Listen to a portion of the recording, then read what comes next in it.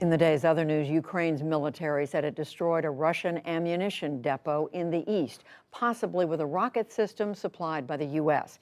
The overnight attack triggered a spectacular blast outside Kherson. That city is occupied by the Russians. At the same time, Russian forces captured more towns in eastern Ukraine. The U.S. military says it has killed the leader of the Islamic State group in Syria.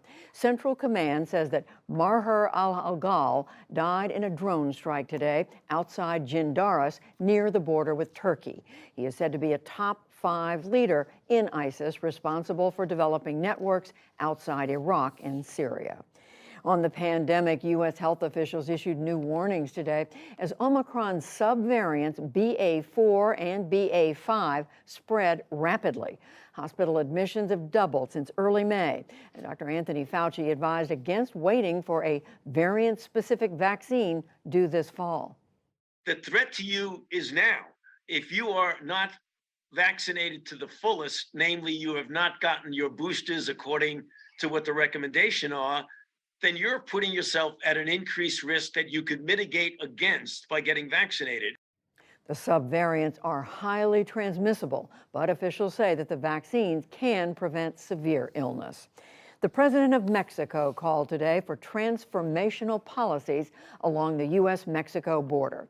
Andres Manuel Lopez Obrador met with President Biden at the White House. He said bold economic development efforts are needed to curb illegal border crossings. In May, U.S. immigration arrests hit record highs along the border. Meanwhile, First Lady Jill Biden apologized for a botched compliment about Latinos. It happened Monday during a speech in San Antonio. Mrs. Biden said the Latino community is, quote, as distinct as the bodegas in the Bronx, as beautiful as the blossoms of Miami, and as unique as the breakfast tacos in San Antonio. Today, the First Lady's office said she meant to convey admiration and not disrespect.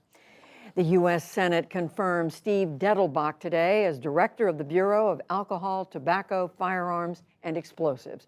The vote was 48-46 to give the agency its first permanent director since 2015. Dettelbach is a former federal prosecutor. He has pledged to tackle gun violence as the nation reels from a series of high-profile attacks. Bail reform advocates in Detroit agreed today to a legal settlement aimed at reducing racial inequality. The American Civil Liberties Union and others had sued. They cited longstanding complaints over jailing mostly black defendants who can't pay court-imposed cash bail. The cash bail system was originally intended to ensure that a person returns to court to face the charges against them. But instead, throughout Michigan and the nation, it has morphed into mass incarceration of the poor. Under the settlement, judges have to specify why cash bail is needed and whether a defendant can afford to pay. U.S. Attorney General Merrick Garland named Colette Peters today to lead the Federal Bureau of Prisons. The agency has been criticized over inadequate pandemic measures and allegations of corruption.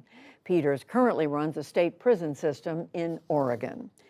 On Wall Street today, stocks retreated again as oil prices and tech shares led the way lower. The Dow Jones Industrial Average lost 192 points to close at 30,981. The Nasdaq fell 107 points, that's 1%. The S&P 500 also slipped 1%. This year's Emmy nominees for entertainment TV are in, and the HBO drama Succession leads with 25 nominations. Squid Game is the first non-English language series nominated for Best Drama, and The White Lotus leads all comedy offerings with 20 nominations. The awards will be handed out in September. And the Library of Congress has named Ada Limon to be the 24th U.S. Poet Laureate. She has received widespread acclaim and won numerous awards, especially for the collection Bright Dead Things. She begins her one-year term on September 29th. Still to come on the NewsHour, new video shows inaction by dozens of police officers in Uvalde, Texas, despite the shooting rampage. The president faces criticism for his trip to the Middle East.